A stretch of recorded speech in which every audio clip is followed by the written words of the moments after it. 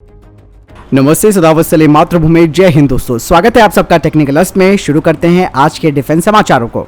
दोस्तों, पहली खबर की बात करते हैं तो वो गलवान झड़प को लेकर आ रही है। आज से 2 साल पहले भारत और चीन के बीच 15 जून 2020 को गलवान घाटी में हिंसक झड़प हुई थी। चीन ने कायराना तरीके से भारतीय जवानों पर हमला कर दिया, जिसमें भारत के 20 जवानों को वीरगति प्राप्त हुई। लेकिन निहत्थे भारतीय जवानों ने चीनी सेना के सामने घुटने नहीं टेके और चीनी सेना के 45 जवानों को मार गिराया।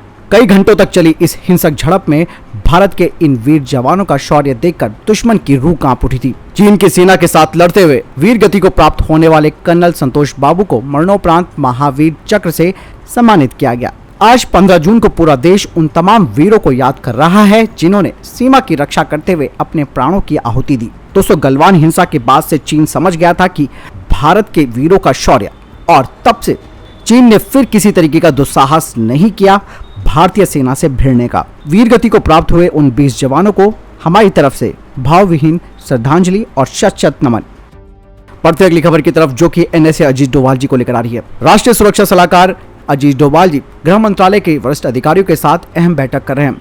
इस बैठक में गृह मंत्रालय के अधिकारियों के अलावा जम्मू कश्मीर के वरिष्ठ अधिकारी भी मौजूद है। ये बैठक आंतरिक सुरक्षा समीक्षा के मुद्दे पर है। कहा जा रहा है कि ये बैठक मुख्य रूप से कश्मीर सुरक्षा व्यवस्था को लेकर की जा रही है और इस बैठक में देश की सुरक्षा से जुड़े अन्य मुद्दों पर भी चर्चा की जाएगी। अगली खबर की बात करते हैं तो वो अग्निपथ को लेकर आ रही है। दोस्तों, केंद्र सरकार की तरफ से अग्निपथ नाम की योजना के बाद गृह मंत्री अमित शाह ने ऐलान करते हुए कहा कि नई योजना के तहत 4 साल पूरा करने वालों को सीएपीएफ और असम राइफल्स में प्राथमिकता दी जाएगी। वहीं अग्निपथ स्कीम को लेकर lieutenant general BS Raju ji ने कहा कि इस योजना के जरिए भारतीय सेना ज्यादा युवा और फिट होगी। लेफ्टिनेंट जनरल बीएस राजू ने कहा कि इस योजना की खूबी ये है कि इसे बहुत ही धीमी गति से पेश किया जा रहा है। योजना के पहले साल में हमें करीबन 40,000 भर्तियां मिल रही हैं। चयन प्रक्रिया के बारे में उन्होंने कहा कि इन भर्तियों का चयन अखिल भारतीय स्तर पर किया जाएगा और इन्हें 6 महीनों के प्रशिक्षण से भी गुजरना होगा। इसके अलावा वे 3.5 साल तक सेवा देंगे। आगे बीएस राजू ने कहा कि 4 साल के अंत में हम उन 25% लोगों को बनाए रखने पर विचार कर रहे हैं जिनके बारे में हमें लगेगा कि उनमें सेना में रहने की क्षमता और योग्यता है। साथ ही लेफ्टिनेंट जनरल राजू ने कहा कि हम शेष 75% रिलीज कर देंगे। वहीं थल सेना प्रमुख जनरल मनोज पांडे जी ने भी कहा कि अग्निपथ भर्ती योजना के क्रियान्वयन के चलते चीन और पाकिस्तान की सीमाओं के पास सेना की परिचालन क्षमताओं और तैयारियों पर कोई प्रभाव नहीं पड़ेगा और इस भर्ती प्रक्रिया में बदलाव से बल में नया जोश और आत्मविश्वास भी आएगा। दोस्तों, अगली खबर 114 एमआरएफए टेंडर को लेकर आ रही है। दोस्तों, यूरोफाइटर टाइफून भी अब एमआरएफए की दौड़ में शामिल होने वाला है।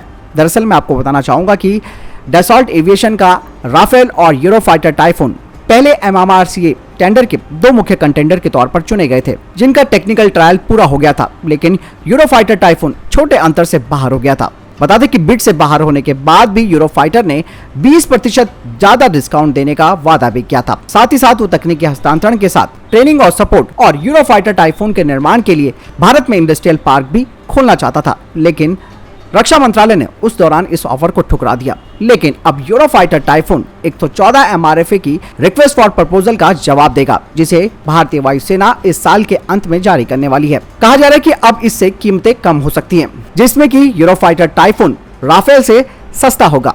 बता दें कि ये जो नई रेगुलेशन है भारत सरकार की तरफ से, उसमें 18 एयरक्राफ्ट सीधे जीतने वाले वेंडर से खरीदे जाएंगे और बाकी का निर्माण यानी कि 96 जो एयरक्राफ्ट हैं वो मेड इन इंडिया होंगे।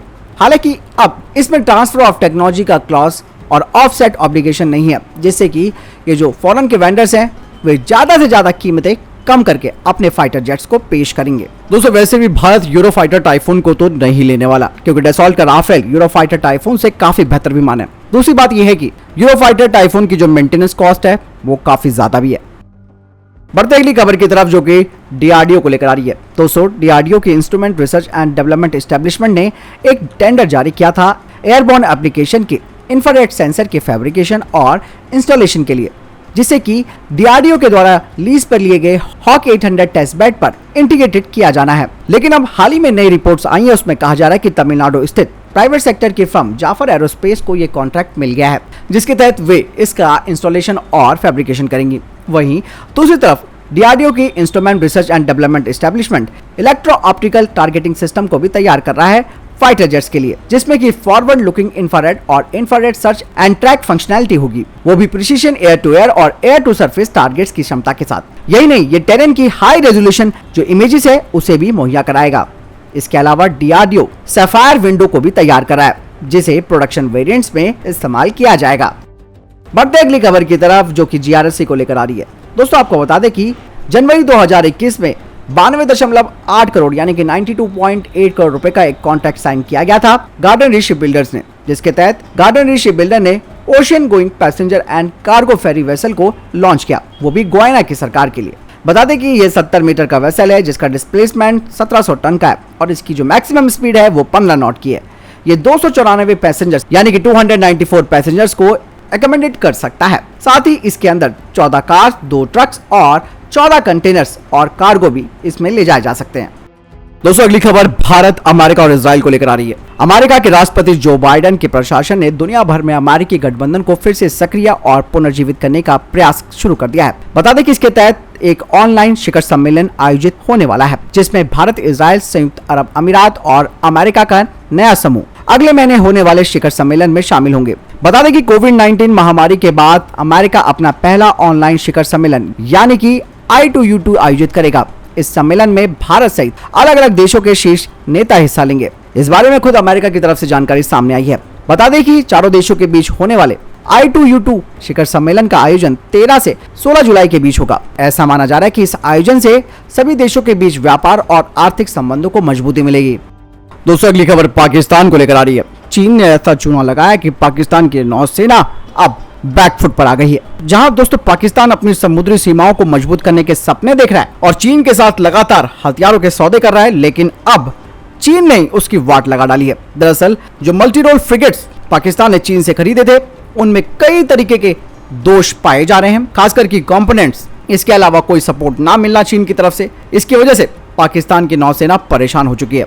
अभी हाल ही में खबर भी सामने आई है, जिसमें कहा जा रहा है कि पाकिस्तानी नौसेना को खराब ऑपरेशनल क्षमताओं के साथ इन युद्धपोतों को संचालित करने के लिए मजबूर किया जा रहा है। इसके अलावा वे मिशन के उद्देश्यों के साथ समझौता भी कर रहे हैं और इन फ्रिगेट्स को पाकिस्तान ने उच्च कीमत पर भी खरीदा था और इन फ्रिगेट्स को चीन ने उच्च कीमत पर भी खरीदा था। जुलाई 2009 में कम से कम 4 चीनी युद्धपोत F-22P को पाकिस्तानी नौसेना में कमीशन किया गया, जो कि अब पाकिस्तानी नौसेना के अधिकारियों की जान के साथ खिलवाड़ कर रहा है और ऐसे में वे अरब सागर और हिंद महासागर के अशांत जल में खुद को बचाए रखने के लिए बुरे सपने भी देख रहे हैं। बता दें कि युद्धपोत चालू होने के बाद इसके सारी प्रणालियां जो है वो ढंग से काम नहीं कर रही हैं। इसके ऑनबोर्ड इमेजिंग डिवाइस खराब प्रदर्शन कर रहे हैं। इसके अलावा लक्ष्य पर लॉक लगाने में भी ये असमर्थ हो रहे हैं। इन जहाजों में दोषपूर्ण इंफ्रारेड सेंसर सिस्टम और SR-60 रडार जो लगाया गया था वो भी खराब हो गया है, जिनका उपयोग हवा और सतह की खोज के लिए किया जाता है। बता दें कि इन सभी जहाजों पर करीबन 17 सेंसर्स खराब हैं, जिन्हें हटाया जाना है या फिर बदला जाना है। इन जहाजों पर लगे जो डीजल इंजन है वो भी अच्छी परफॉर्मेंस नहीं दे पा रहे हैं। दोस्तों बता दें कि PNS जुल्फिकार में एक समान रूप से कई कमियां देखी गई और उस पर NG-16 सिंगल बैरल जो 76 mm की गन लगाई गई थी वो भी खराब पड़ी हुई है। ऐसे में पाकिस्तान अब दुश्मन से क्या लड़ेगा, पहले तो उसे अपने अधिकारियों की जान बचानी मुश्किल हो जाएगी। इसलिए दोस्तों वो कहावत है कि चीन का माल चले तो चांद तक, नहीं तो शाम तक। तो ये कहावत पाकिस्तान के साथ बिल्कुल फिट बैठती है। आपको क्या लगता है, कमेंट सेक्शन में लिखकर जरूर बताएं। दोस्तों अगली खबर ताइवान को लेकर आ रही है।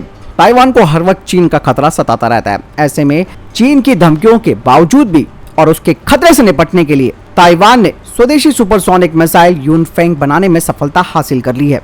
यह मिसाइल चीन की राजधानी बीजिंग तक तबाही मचाने में सक्षम है। ताइवान के विधायी सभा के अध्यक्ष यू सी कुन ने इस मिसाइल का हवाला देकर चीन को चेतावनी भी दे डाली है। उन्होंने कहा कि ताइवान पर हमला करने से पहले चीन को अब 2 बार सोचना होगा। ये चेतावनी उन्होंने ऐसे समय पर दी है जब चीन और ताइवान के बीच समुद्री इलाके पर ड्रैगन ने अपनी संप्रभुता का दावा किया है। दोस्तों ऐसा कहा जा रहा है कि ताइवान की इस क्रूज मिसाइल की रेंज पहले 1000 किलोमीटर थी, लेकिन इसके अपडेटेड वर्जन की मारक क्षमता 2000 किलोमीटर तक पहुंच गई है और 2000 किलोमीटर की क्षमता की वजह से ताइवान की मिसाइल चीन की राजधानी बीजिंग तक निशाना बनाने में सक्षम होगी। चीन और ताइवान को बांटने वाले संकरे समुद्री रास्ते को लेकर ताइवान और चीन के बीच भी तनाव बढ़ा हुआ है। अमेरिका अक्सर ताइवान के समर्थन में अपने युद्धपोतों को इसी रास्ते से भेजता है, जिससे चीन चिढ़ जाता है। अमेरिका और अन्य देशों का मानना है कि ताइवान स्ट्रेट एक अंतरराष्ट्रीय समुद्र है। बढ़ते हैं अगली खबर की तरफ, जो कि चाइना से ही आ रही है। चीन के राष्ट्रपति शी जिनपिंग ने चीनी सेना को विदेशों में मिलिट्री ऑपरेशन चलाने की इजाजत दी है। हालांकि ये सभी ऑपरेशन गैर युद्धक होंगे। इसका मतलब ये है कि युद्ध जैसी परिस्थिति को छोड़कर बाकी समय चीनी सेना विदेशी धरती पर मिलिट्री ऑपरेशन कर सकती है।